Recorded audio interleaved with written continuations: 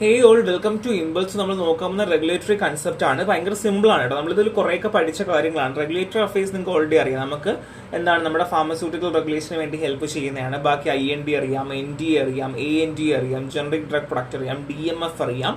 And marketing authorization application നിങ്ങൾക്ക് ചിലപ്പോൾ അറിയുണ്ടാവില്ല. നമ്മൾ യൂറോപ്പിന്റെ മാർക്കറ്റിലേക്ക് ഡ്രഗോ മെഡിസിൻ നമ്മൾ ഇറക്കുവാണെങ്കിൽ അതിന് വേണ്ടി കൊടുക്കുന്ന ആപ്ലിക്കേഷനാണ് MAA അല്ലെങ്കിൽ മാർക്കറ്റിംഗ് ഓതറൈസേഷൻ ആപ്ലിക്കേഷൻ.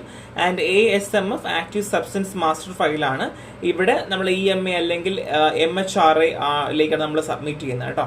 അതായത് നമ്മൾ ഇപ്പോൾ യൂറോപ്പിലൊക്കെ ആണെങ്കിൽ തന്നെയും ഇന്റലക്ച്വൽ പ്രോപ്പർട്ടി അല്ലെങ്കിൽ നോൺ ഹൗ എന്ന് പറയുന്ന രീതിയിലേക്ക് ഒരു ഡ്രഗ് മാനുഫാക്ചർ ചെയ്യാൻ പോവുകയാണെങ്കിൽ ഇന്റലക്ച്വൽ പ്രോപ്പർട്ടി കോൺഫറൻസിൽ ഇന്റലക്ച്വൽ പ്രോപ്പർട്ടിക്ക് വേണ്ടിയിട്ടാണ്. ICH നിങ്ങൾക്ക് ഓൾറെഡി അറിയാം, harmonization by Europe, Japan and united state ആണ്. നമ്മുടെ ഹെൽത്തും അല്ലെങ്കിൽ വെൽത്തും അതുമൊക്കെ ആയിട്ട് ബന്ധപ്പെട്ട സയന്റിഫിക് ആൻഡ് ടെക്നിക്കൽ ആസ്പെക്ട്സിൽ വേണ്ടിയിട്ട് നമ്മളെ ഫാർമസ്യൂട്ടിക്കൽ ഇൻഡസ്ട്രിയിൽ എക്സ്പേർട്സ് ആയിട്ട് നമുക്ക് തരുന്ന അല്ലെങ്കിൽ സജഷൻസും കാര്യങ്ങളും തരുന്നത് തന്നെയാണ് ICH എന്ന് പറഞ്ഞാൽ. ഹാർമോണൈസേഷൻ നടത്തുക എന്നുള്ളതാണ്. CTD നിങ്ങൾക്ക് അറിയാം. ആൻഡ് ഓറഞ്ച് ബുക്ക് എന്ന് വെച്ചാൽ അപ്രൂവ്ഡ് ഡ്രഗ് പ്രൊഡക്റ്റ് വിത്ത് തെറാപ്യൂട്ടിക് ഇക്വലൻസ് ഇവാലുവേഷൻ ആണ് കേട്ടോ. അതായത് ഇതൊരു ഒഫീഷ്യലി ടൈറ്റിൽ ചെയ്യുന്നത് ഈ ഒരു പേരിലാണ്. പബ്ലിഷ് ചെയ്യുന്നത് USFDA ആണ്. അതായത് നമുക്ക് ലിസ്റ്റ് ഓഫ് ഡ്രഗ് പ്രൊഡക്ട്സ്, അതായത് നമുക്ക് സേഫ്റ്റിയും എഫിക്കസിയും under federation food drug and cosmetic ആക്ടിന്റെ അണ്ടറിലാണ്. ഇവിടെ പോയിട്ട് ഡ്രഗ് ആൻഡ് കോസ്മെറ്റിക് ആക്ട് എന്ന് എഴുതി വെക്കരുത്, federation food drug and cosmetic act ആണ് കേട്ടോ. ബാക്കിയെല്ലാം നിങ്ങൾ പഠിച്ചതാണ്, അതുകൊണ്ട് വലിയ പ്രശ്നമൊന്നുമുള്ള കാര്യമല്ല. Next one is Hatch Waxman act ആണ്. ഇവിടെ drug pricing competition and patent term restoration act ആണ്. അതായത് ഈ അബ്രിവിഷൻ ന്യൂ ഡ്രഗ് ആപ്ലിക്കേഷൻ അല്ലെങ്കിൽ ANDA പ്രോസസ് ഇല്ലേ, അതുമായിട്ട് ബന്ധപ്പെട്ടിട്ടാണ് ഈ ഹാച്ച്മാൻ വാക്സ് ഉള്ളത്.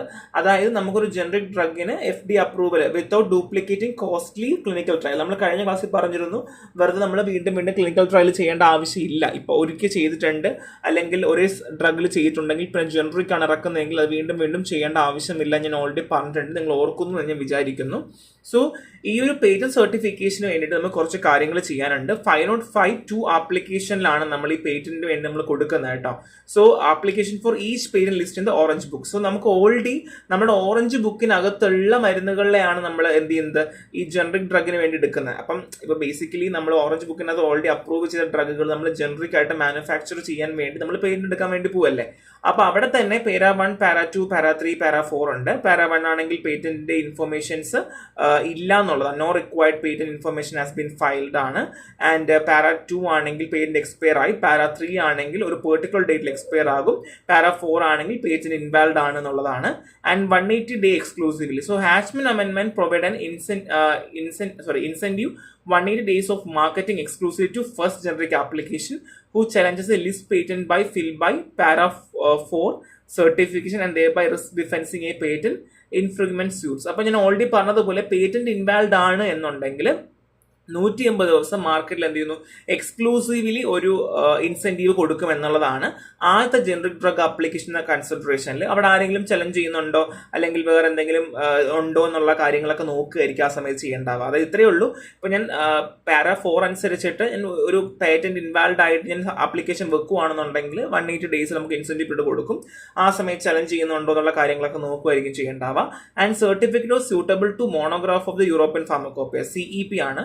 CEP ഇഷ്യൂ ചെയ്യുന്ന certification of substance division of European director of the quality of medicine EDQM ആണ്. സോ ഇവരാണ് എന്ത് ചെയ്യുന്നത്, ക്വാളിറ്റിയും അല്ലെങ്കിൽ അതിന്റെ മോണോഗ്രാഫ്സിന്റെ ബാക്കിയുള്ള കാര്യങ്ങളെല്ലാം ചെയ്യുന്നത്. യൂറോപ്യൻ ഫാർമക്കോപ്പിയുടെ മോണോഗ്രാഫ്സുകളൊക്കെ റെഗുലേറ്റ് ചെയ്യുന്നതും അതിന്റെ ക്വാളിറ്റിയും പ്രൂഫും ഒക്കെ മെയിൻറ്റെയിൻ ചെയ്യുന്നതും പ്രൊവൈഡ് ചെയ്യുന്നതും എല്ലാവരാണ് നമ്മുടെ ഈ ഒരു EDQM ആണ് കേട്ടോ. Certification substance division of European director of the quality of medicine when manufacture of a substance provide proof that its quality suitably controlled by relevant monograph of the European pharmacopoeia. ഇപ്പൊ example ഞാൻ പറഞ്ഞതുപോലെ നമുക്ക് already European ഫാർമക്കോപ്പിയിലുള്ള monographs പ്രകാരമുള്ള കാര്യങ്ങളെല്ലാവരും ഈ manufacturers control ചെയ്യുന്നുണ്ടോ അല്ലെങ്കിൽ അവരുമായിട്ട് ചെയ്യുന്നുണ്ടോ ഇല്ലയോ എന്നുള്ള എല്ലാ കാര്യങ്ങളും ചെക്ക് ചെയ്യുന്നതും റെഗുലേറ്റ് ചെയ്യുന്നതും ഈവൻ നമ്മുടെ യൂറോപ്യൻ ഫാർമക്കോപ്പിയുടെ മോണോഗ്രാഫ് പോലും റെഗുലേറ്റ് ചെയ്യുന്നത് അവർ തന്നെയാണെന്നുള്ളതാണ് കേട്ടോ. Next one is current good manufacturing practice ആണ്. സോ CGMP നിങ്ങൾക്ക് അറിയാമല്ലോ അല്ലെ, നമുക്ക് ഫാർമസ്യൂട്ടിക്കൽ മാനുഫാക്ചറിംഗിന്റെ quality control, quality system, testing എല്ലാം ബന്ധമാണ്. ആൻഡ് GCP അല്ലെങ്കിൽ ഗുഡ് ക്ലിനിക്കൽ പ്രാക്ടീസ് നിങ്ങൾക്ക് അറിയാം. സോ ICH പ്രകാരം ഒരുപാട് സ്റ്റാൻഡേർഡ്സ് നമുക്കുണ്ട്. സോ ക്ലിനിക്കൽ ട്രയൽസ് എങ്ങനെയായിരിക്കണം, ഹ്യൂമൻ സബ്ജക്റ്റുകൾ എങ്ങനെ ഉപയോഗിക്കണം എന്നുള്ള കാര്യങ്ങളൊക്കെ അവരായിരിക്കും നോക്കണ്ടാവാം.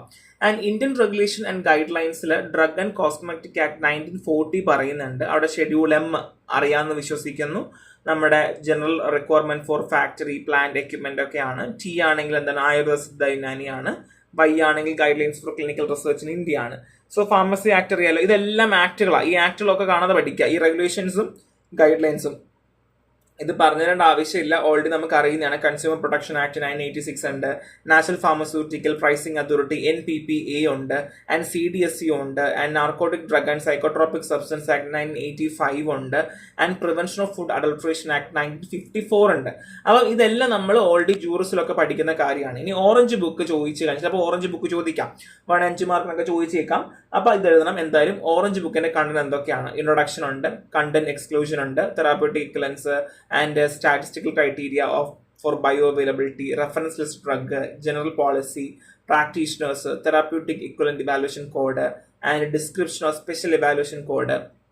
In the discontinued section, changes in the orange book, availability of editions, ഇങ്ങനെയുള്ള 14 കാര്യങ്ങളാണ് നമുക്ക് അതിനകത്ത് ഉള്ളത് എന്നുള്ളതാണ്. അപ്പൻഡിക്സ് ഉണ്ട്, product name index A1, product name index list by uniform terms, patent and exclusively informed amendum, and patent and exclusively list and patent and exclusively terms.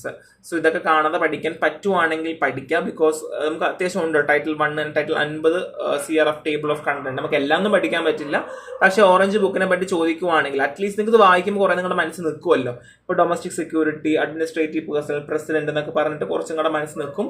അത് അതുപോലെ തന്നെ റെപ്ലിക്കേറ്റ് ചെയ്യാൻ പറ്റുവാണെങ്കിൽ ചെയ്യുക. ഷിപ്പിംഗ്, ട്രാൻസ്പോർട്ടേഷൻ, പബ്ലിക് വെൽഫെയർ, ഇങ്ങനെയൊക്കെയാണ് കേട്ടോ. So title 21 food and drugs പറയുന്നത്. അവിടെയാണ് code of federation regulation pharmaceuticals പറയുന്നത്. Title 21 is the portion of code of federal regulation that govern food and drug within united state. So ഫുഡും ഡ്രഗും United സ്റ്റേറ്റ്സിൽ എങ്ങനെയാണ്? ഇത് നമ്മളെല്ലാം യുണൈറ്റഡ് സ്റ്റേറ്റ് പറയുന്നത്, India അല്ല പറയുന്നത്.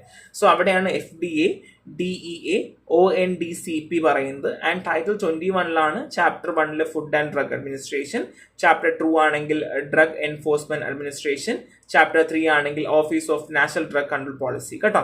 സോ നെക്സ്റ്റ് ആണ് പർപ്പിൾ ബുക്ക് പറയുന്നത്. അപ്പോൾ ഓറഞ്ച് ബുക്ക് കഴിഞ്ഞു. ഓറഞ്ച് ബുക്ക് എന്താ ഞാൻ പറഞ്ഞത്? അതായത് നമ്മൾ ലിസ്റ്റ് ഓഫ് ഡ്രഗ്സുകളും ആ കാര്യങ്ങളും ഒക്കെ നമ്മൾ അതിനകത്ത് വെച്ചിട്ടുണ്ടായിരിക്കും. നമ്മൾ അത് നമ്മൾ പിന്നെ ഫർദർലി മാനുഫാക്ചേഴ്സ് പോലും യൂസ് ചെയ്യുന്നുള്ളതാണ്. മാർക്കറ്റിങ്ങിനും ഒക്കെ നമുക്ക് ഒരുപാട് ഹെൽപ്പ് ചെയ്യുന്നു എന്നുള്ളതാണ്. അവിടെ തന്നെ നമുക്ക് ഡിഫറെന്റ് ആയിട്ട് ഓറഞ്ച് ബുക്കിനകത്ത് സബ് ക്ലാസിഫിക്കേഷൻ ഉണ്ട്. ടൈറ്റിൽ 21 ഒക്കെ ഉണ്ട്, ഞാൻ പറഞ്ഞു. ഇനി പർപ്പിൾ ബുക്കാണ്. ഇവിടെ ലിസ്റ്റ് ഓഫ് ബയോളജിക്കൽ പ്രൊഡക്ട്സ് ആണ്. ബയോസിമിലർ, ഇന്റർചേഞ്ചബിൾ ബയോളജിക്കൽ പ്രൊഡക്റ്റ് ഒക്കെ ആയിരിക്കും. സോ FDA അപ്രൂവ് ആയതും ഒക്കെ അല്ലെങ്കിൽ ലൈസൻസ്ഡ് ബൈ FDA ആണ്. And under the public health service act PHS ആക്ടിന്റെ അണ്ടറിൽ FDA അപ്രൂവ് അല്ലെങ്കിൽ FDA ലൈസൻസ്ഡ് ആയിരിക്കും എന്നുള്ളതാണ്. സോ ഇവിടെ data product list under section 351A of the PSH act. So section 351 ഉണ്ടാവും. FDA evaluation four reference product exclusively under section 351K of the PSH act. So ഇവിടെ നമുക്ക് ഒരുപാട് ആക്ടുകൾ പഠിക്കാനുണ്ട്, അങ്ങനെ അധികമായിട്ട് പഠിക്കാനില്ല. സോ 351A PSH ആക്ട് ഉണ്ട് and 351K ഉണ്ട് എന്നുള്ളതാണ്. ആൻഡ് ബയോസിമിലർ അല്ലെങ്കിൽ ഇന്റർചേഞ്ചബിൾ ബയോളജിക്കൽ പ്രൊഡക്ട്സ് ഉണ്ട് എന്നുള്ളതാണ്. ആൻഡ് FDA ബയോളജിക്കൽ പ്രൊഡക്ട്സ് ഉണ്ട്. അപ്പം ഇത്രയും ആക്ടുകൾ പ്രകാരം അല്ലെങ്കിൽ ഇത്രയും ആക്ടുകൾ ഈ പർപ്പിൾ ബുക്കിൽ ഉണ്ട് എന്നുള്ളതാണ്. ബയോളജിക്കൽ പ്രൊഡക്ട്സും അല്ലെങ്കിൽ ബയോസിമിലർ ഇന്റർചേഞ്ചബിൾ ബയോളജിക്കൽ പ്രൊഡക്ട്സ് ആയിരിക്കും. സോ ഇവിടെ ഏറ്റവും ഇമ്പോർട്ടന്റ് ആയിട്ട് വരുന്ന നമ്മുടെ ഓറഞ്ച് ബുക്ക് തന്നെയാണ്, വളരെ ഇമ്പോർട്ടൻ്റ് ആണ്. സോ നിങ്ങൾക്ക് വേണമെന്നുണ്ടെങ്കിൽ ഈ പർപ്പിൾ ബുക്ക് എഴുതുന്ന സമയത്ത് അതിന്റെ കൂടെ ഈ ബാക്കിയുള്ള റെഗുലേഷൻസും കാര്യങ്ങളും നിങ്ങൾക്ക് വേണമെങ്കിൽ അതിൽ ആഡ് ഓൺ ചെയ്ത് കൊടുക്കാം കേട്ടോ. ഈ നമ്മൾ ആദ്യം പറഞ്ഞ കാര്യങ്ങളൊക്കെ നമുക്ക് വേണമെങ്കിൽ ആഡ് ചെയ്ത് കൊടുക്കാം എന്നുള്ളതാണ്. ജസ്റ്റ് ഒരു ബ്രീഫ് ആയിട്ട് കൊടുക്കാം. അപ്പൊ ഇത്രയേ ഉള്ളൂ. ഒരു സിമ്പിൾ ചാപ്റ്റർ ആണ്. ഒരു ബേസിക് കൺസെപ്റ്റ് മനസ്സിലാക്കുക എന്നുള്ളതാണ് ഈ ഒരു ലാസ്റ്റ് ചാപ്റ്റർ കൊണ്ട് ഉദ്ദേശിക്കുന്നത്. അധികം ഒന്നും കോരിയൊന്നും പഠിക്കേണ്ട ആവശ്യം അതിനകത്ത് വരുന്നില്ല. സോ നെക്സ്റ്റ് ക്ലാസ്സിൽ കാണാം. Thank you.